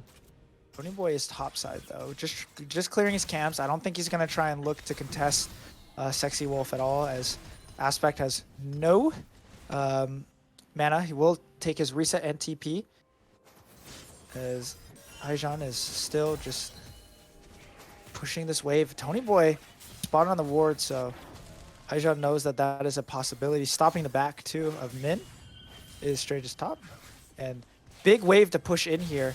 If Nunu was here, this is a potential dive angle, but Nunu is just gonna path and wait. Here's the call, actually. Yeah, he could. Here he comes. Time. Does he get the drift? He does. He got it around. The double stun is gonna do a lot of work, though. Radiant Reina is gonna be able to trade one with the ignite. He is gonna be able to do it. So Radiant Reina trades the kill, but that's still so worth because the wave crashed, and I don't know how much of it Reina actually got. Yeah, that was huge for the side of McKinley right there. The Nunu and Yasuo are just going to continue to attack this mid lane. You can probably, Haishan can probably just call for a dive anytime he wants. And yeah, he denied so much XP and gold from Radiant Reina on that play. Radiant Reina only able to pick up the Vamp Scepter, and now Haishan, he's now, full build, he has his, he has Berserker Greaves. Jeez. Berserker Greaves, that's full build right there for Yasuo. Yeah, both mid laners are full build at this point in the game. They don't need any more items. It's all over. Aspect, who was doing a pretty good job of dodging the E's last game with the Q move speed, has hit pretty much every single one of them in this game. At least the ones that we have seen. The Morgana poke comes out, but not too much. Bone plating going to get the job done. And the binding is going to go very wide. Normal just farming up in the bot lane. That is how the Jhin Caitlyn lane works. Tommy Boy is back here in the mid lane. Might be looking for another gank. Level 6 ready to go for Reina, but I think there might have been a ward, so he backs off, but he's still pushing. Here comes Nunu though. I think they're just gonna look to do the same thing. Actually, Randodo is pinging for the red, yeah. Oh, big binding hits from 3 screens away, but no damage follow-up there from Sounds Too Sexy. Oh, if he was a real Yasuo main, he would have taken that. Look at this wave stack topside, though. The unfortunate part is, I don't know if they're going to try and make the play topside. I think they're just sitting on the red buff here. I wonder if they wait. Who they give it to? Who got the red buff? Oh, here they go. Here's a dive topside. It's on a huge wave, too. 6 already used. There's the knockup. Flashing away, though. Still tanking a Sexy Wolf. The re-engage comes back out. The Nunu ult with the shield going to do a lot of damage and take a lot of damage as well. The flash Q finds it, but now they are in trouble. Radiant Reina picks up 1 flash. Curse of the Sad Money. Radiant Reina picks up a double kill, a triple kill. 3 kills over to the Aurelia just like that. And just like that, Radiant Reina is back in this game. Wow, Radiant Reina, it just comes to clean up all of that. After a few misplays, the Malphite's able to dodge the snowball, buy enough time, gets an ult off as well. Enough for Radiant Reina and the Mumu to get over there and clean up that fight. Huge shutdowns as well in the pocket of Irelia. Let's see what they pick up on their next back. They're going to shove in this wave. All the credit has to go to Aspect there. Of course, Radiant Reina and Tommy Boy were able to come and clean everything up. But Aspect lived for so long, forced so many summoner spells, so many abilities, and put so much damage out onto everyone because of that turret. That's the hard part about diving the Malphite, with how tanky he is. And then you allow your Aurelia to come in there and pick up all the kills. Very, very good stuff there from the top laner for Roosevelt. Now everything is even. Yeah, the gold is pretty much tied up now. The kills are around the same as well, so very nice recovery by the side of Roosevelt after that, as looks like McKinley's going to get this dragon uncontested. That is normally what you want to do as the Nunu. Of course, you have the Q, which is a lot of damage. Oh my goodness, here comes the snowball. I don't know if he meant to hit him or not, but yeah. The whole point, Nunu has Q to execute the Drake along with the Smite combo, so you do a lot of damage. So you know, full AP Nunus can get a Q of like almost 1,000 damage, and then your smite is like 1,200. So you can pretty much smite the Drake from like 2,300 health. It's kind of insane. I love Nunu. I used to be a Nunu support main way back in the day when that was Oh, like a before thing. rework, Yeah. when Blood Boil was an ability and not his passive. Yeah. Yeah. Before the big snowball days, when his E used to be like a one-time snowball throw that was a slow. I remember that. Hell yeah, dude. That was awesome. Oh, so many good champions. As now, it's looked like every single game, just the red side bot lane has always gotten the shove in. Because last game, it looked like the Jhin and the Morgana were constantly pressuring the tower. Randodo though is in the area. He could make a play for something, but nah. Schamberger and X-Men are just gonna take it back. This Aspect is just continuing to soak waves. He's continuing to soak pressure. Tony Boy though might be looking for a play here. Does have smite. The stun does come out. Excuse me. Does have ult. Does find the curse of sad money. It does get the Q through the minion wave because that's his own minions. Here comes Nunu. Oh, missed. Oh, the bandage toss just missed. So a kill in the mid lane. Another kill over to the Irelia. And just like that, Radiant Reyna picking up some steam again. Yeah, the Bork is already completed as well. So there is a 500 gold shutdown though. So you know, McKinley, they might just go for broke and go try and set up play to pick up that shutdown, get that money over to the Yasuo. It looks like the Rift Herald's getting taken though by Roosevelt, which they could probably use to break open the mid lane. Yeah, it looks like a Mumu does pick it up.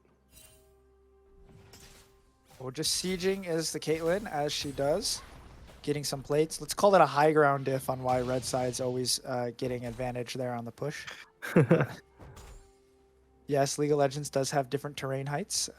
Very complicated to learn, but they do exist. Especially in the river entrances and stuff like that.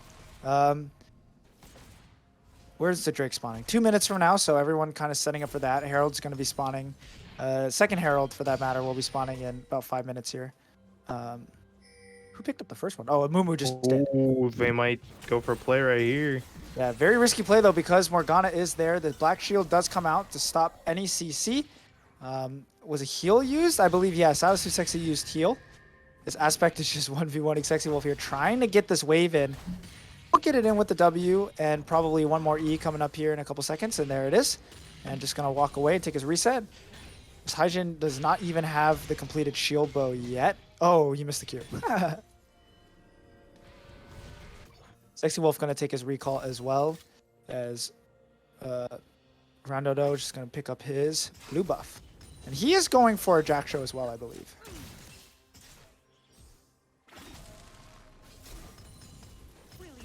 Next dragon is coming up in a minute, so I expect Roosevelt to probably be a little more active this time around to contest this one. So everyone's going to get a reset off right now in preparation. And now that you have the Irelia so strong, I think you can 100% take the fight. You're gonna be able to push that mid lane out. Nunu is here to contest though. Just gonna use the absolute zero. Wait, that's a huge cooldown being used right there. Trying to get the engage. Aftershock flashing away is Randodo, and Vanguard's edge is used. Yeah. 2 big ults used on the side of Roosevelt. What was looking good with the absolute zero going down. Both the Amumu and Irelia are now without their ult, and now Dragon is up in 30 seconds. Yeah, I'm not quite sure about that. It looks like they're probably not even going to try and contest it. Silas too sexy. He's going to try and push this in, but already with the Kraken Slayer is Schamberger, so he's going to be able to push it out. Strangeness top got a lot of the vision in the river, so they know what is going on.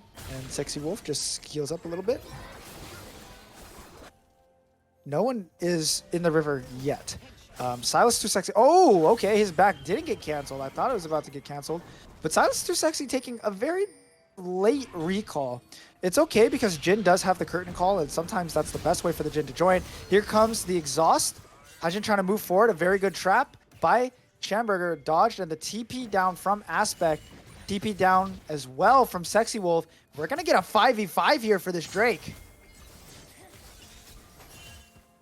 Yeah, let's see. They're able to pick up this Scuttle Crab, but the go button is still on this in favor Here comes the of curtain call. Roosevelt. Here comes the snowball. Biggest snowball ever. Does it hit anybody?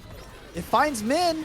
The Absolute Zero is back up. The big knock up, and here comes the Yasuo over the top. The Absolute Zero, everyone's standing in it. Pop goes the Weasel. There goes everybody on this Roosevelt side. A double kill for the Nunu, flashing over the wall as HHSAA is caught out. He's gonna fall. An ace for McKinley, and they clean up near the Drake pit. Yeah, the snowball did so much work into the Absolute Zero, and it was looking okay for the side of Roosevelt. You know, Schamberger was just able to free fire away, but the rest of the damage from the side of McKinley, Haisheng on this Yasuo, with the Immortal Shield Bow now completed, is starting to do a ton of damage. It's funny, we said that the Absolute Zero is expended. I didn't realize the cooldown is actually a lot shorter than Curse of the Sad Money and Vanguard's Edge. Yeah. If they had that, they would have been able to do a lot of work. I think what has to happen is you have to have Tony Boy tank the Nunu. You have to have him bandage toss into the Nunu, trade the stun and the knockup, and hopefully find the flash or another bandage toss into a Curse of the Sad Mummy. But when you're letting them Yasuo will get into your backline like that, and then here comes the Mordekaiser, and then here comes the Jhin, gets a little scary.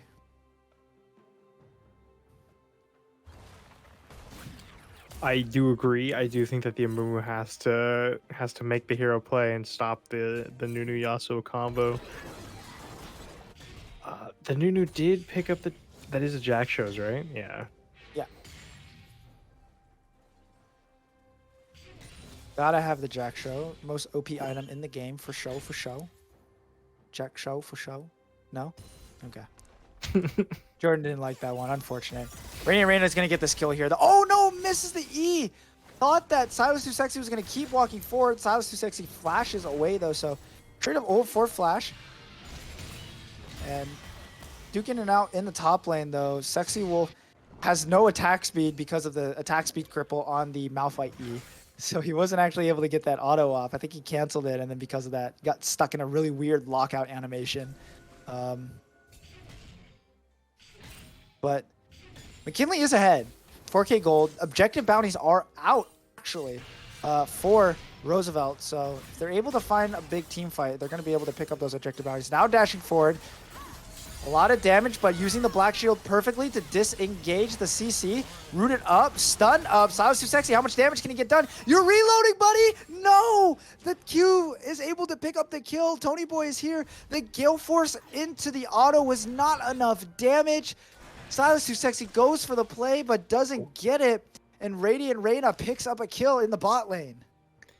Yeah, that's just one of those things that Irelia can do, you know.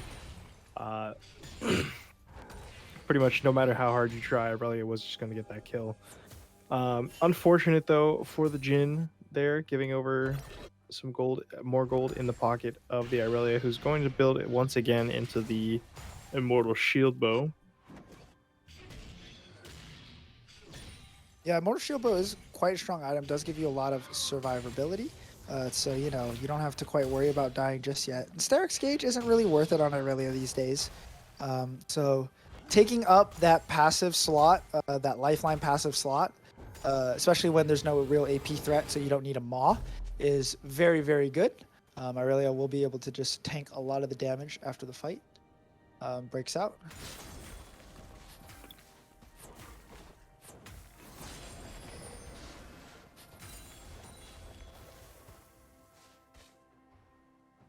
And Next everything kind of objective. slows down. The next objective that's coming up is the Baron. And on the side of McKinley, they do have the tools to do another sneaky and quick one with the Yasuo and the Nunu. You know, Yasuo is very, very good at taking Baron very, very fast. And Nunu, obviously, with the huge smite chomp combo. So Yasuo does have IE now, too, which means he's doing a lot of damage. 100% crit, plus, you know, all the bonus damage he gets from it. Yasuo and the team fights are going to shred through these frontliners. Yeah, it's going to be very scary next 5v5, I think. What does he go for next, though, is the real question. Maybe a Death Stance.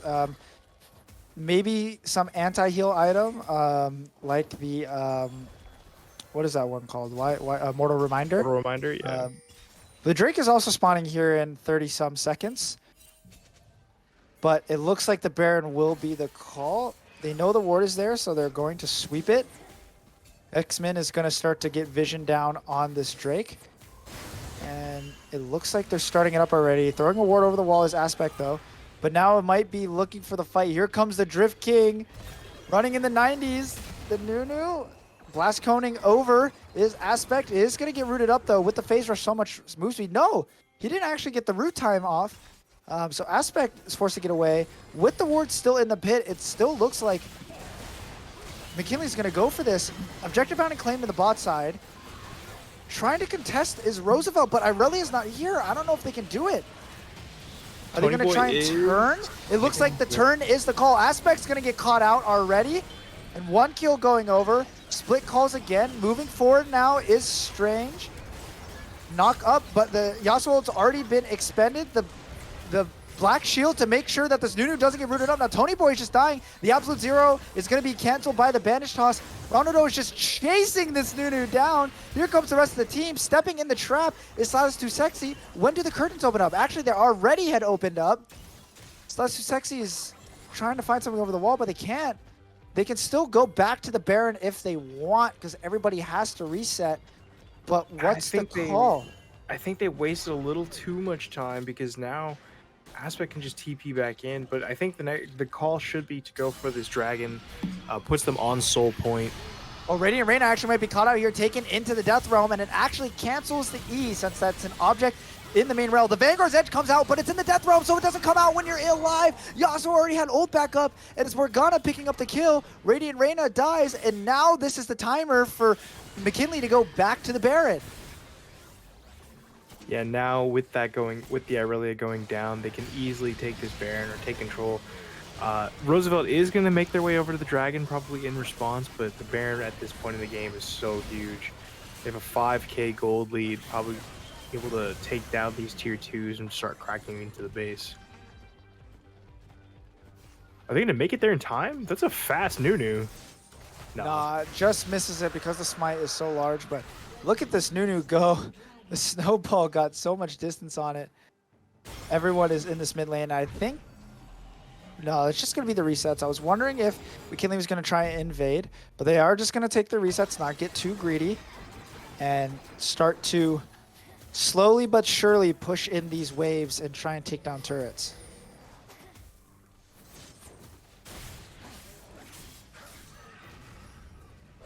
Red buff is going to go over to Haishang.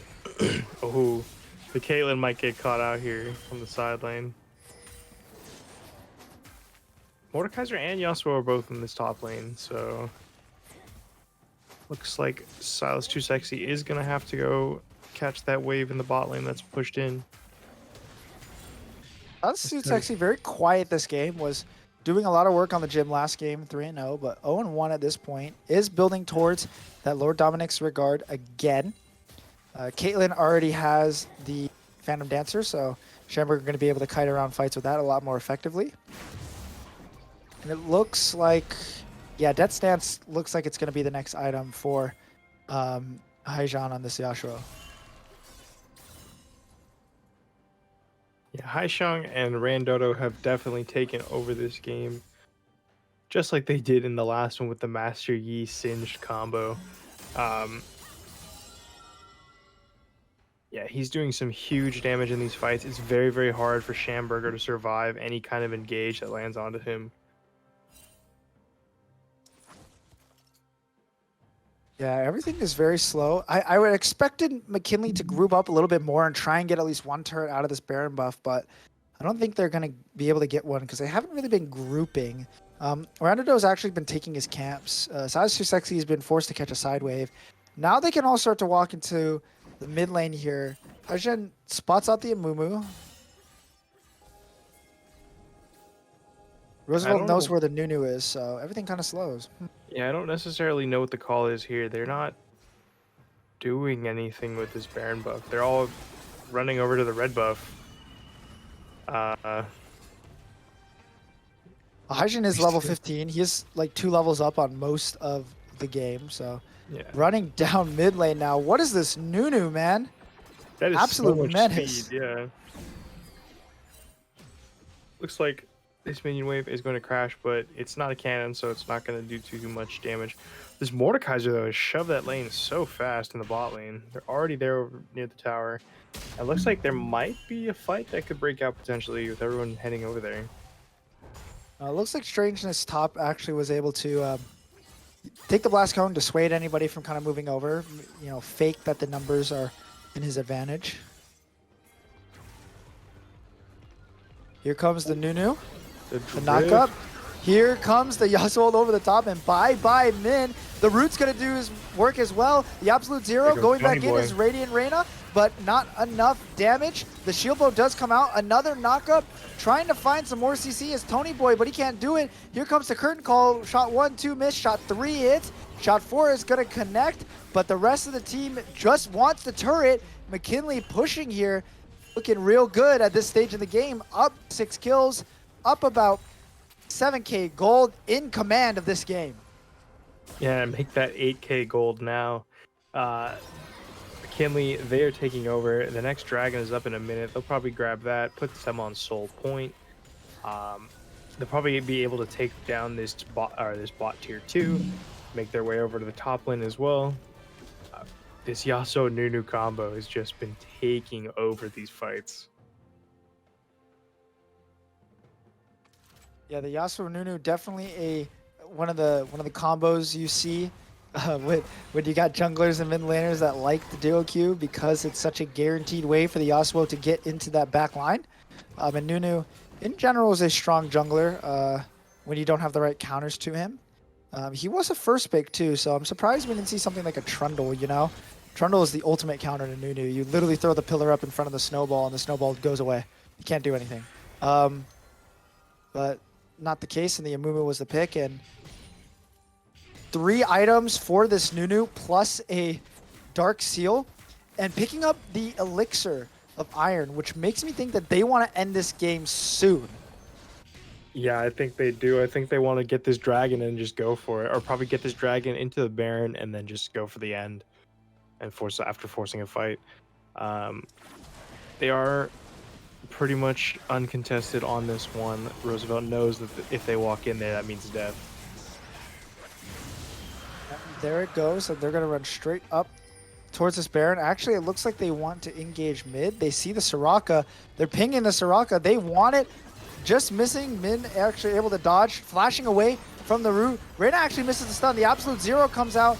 Doesn't do too much damage. 3 shots missed. The 4th shot lands, though. Radiant Reyna gonna walk away from this one, not quite yet. Here comes the Yasuo. Aspect in the backline finds a big knockup, but it's not too much. Hyjin able to use his ult, but not too much damage as well. Rondodo is actually gonna find 1 kill. Trying to kite this fight underneath their turret is the rest of Roosevelt.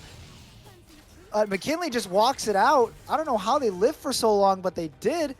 The Soraka able to keep most people alive. Gonna pick up the red buff here and then go to this Baron. And again, McKinley might look for the end. They take it over without the entire squad there. But it looks like the call might be for Strangeness to just play zone control here. He doesn't need to be on the objective. Yeah, Strange can probably just chill, hang back, make sure no funny business goes on. They're able to take the Baron, no problems. They'll probably use this to force a fight and then end the game. And Yasuo does have that stance. So anytime he gets a kill or an assist and he gets that healing reset, it's so huge for him. I'm in a black screen again. But I can hear the noises, and Mumu's still taking those camps. Oh. There we go. As we hit the 30-minute mark, McKinley up big in this one, 9K gold lead. 3 Drakes in 3 minutes will be their sole point, but I think that they can end before that. Tony Boy on the blue buff. He might get spotted here. Silas 26 is going to clear the ward. Puts the ward over, and his blue buff is going to fall to Silas Too Sexy, who does have the Lord Doms completed now, so he'll start to do some damage. 2 members in the bot lane here. for McKinley. Not quite sure why they're not grouping one lane. Waiting for the Nunu to make his way in. He's just looking through the jungle, trying to find something. Surprised he's not just sitting in a lane. Sexy Wolf gonna trade up a little bit here. That's a Mordekaiser with like 2 AP items built, but those turrets are gonna do a lot of damage. Excuse me, the cannons are gonna do a lot of damage to the turret, but Sexy Wolf doesn't want anything to do with it, and he backs off. In the top lane is Rondodo. Yeah, I'm wondering when McKinley's going to make the call to group up. I think if they just group and fight, I think they can just close out this game. But that hasn't been the case. They want to get these side lanes synced up. Looks like Haisheng and Randodo are going to go hunting in the top jungle. They're deep in the jungle. Rondodo actually misses a snowball, now caught out between 3 people. Hyjin going to use the wind wall to dissuade the Aurelia engage. Here comes the absolute zero. Hyjin is still alive, takes him to that stance, finds the Q, goes in. Is he able to pick up 1 kill? He's able to kill Cham. Resetting. The TP's on the backside. Aspect trying to do work, but here comes Sexy Wolf. Rondodo is going to cut him off and hit with the binding. Is Aspect. Hyjin is just in the base here, doing so much damage. Doesn't have ult, does find the knockup though. Going forward to Silence, too sexy with the Gale Force. Finds the root. Does not have the curtain call anymore. This is McKinley pushing the base. They have 1 Canyon minion against Irelia and Mumu. No ults for either of them. Rondodo's going to try and take up this turret a little bit, using the wind wall to dissuade any engage. Here comes the Yasuo, the knockup onto 2. He's going to find the ult as well and just dashing around this fight. And I think McKinley have done it. They ace Roosevelt. They hold on after Roosevelt had such a dominant game 1, a strong start in game 2. McKinley hangs on. They win. They are your HHSAA Fall 2022 League of Legends champions. What an absolute banger of a game in the end. Just the beautiful, beautiful team fight right there. Haisheng and Randodo were able to buy so much time for the rest of the team. The curtain call over the top. Haisheng just zoning 3 members off in their own base while the rest of the team is able to just take over. Congratulations, McKinley. What a beautifully played game. Congratulations to the Tigers. They take home the championship, but the Rough Riders were no slouch in this series too. Congrats to them for making it so far in their season. Quite an underdog run, coming in at the 5th seed, having to beat the 4th seed and the 1st seed just to get here today to take McKinley down to the wire. Congrats to them on a great season. And yeah, what a fun series, what a fun season it has been, getting to see some and listen to some of the anecdotes of the games that have gone on, and finally getting to cast this championship game. We thank PlayVS for giving us the opportunity to do this, for the HHSAA for giving us the opportunity to do this. Had a lot of fun, Jordan. I hope we get to do this some more in the future. To our observer, Spencer, thank you for getting us in the games and, you know, always having the cracked observing. That's why we love you, Spencer. But yeah, thank you so much, everybody. For Jordan Moffett, I'm Tyler Bender. See you guys around.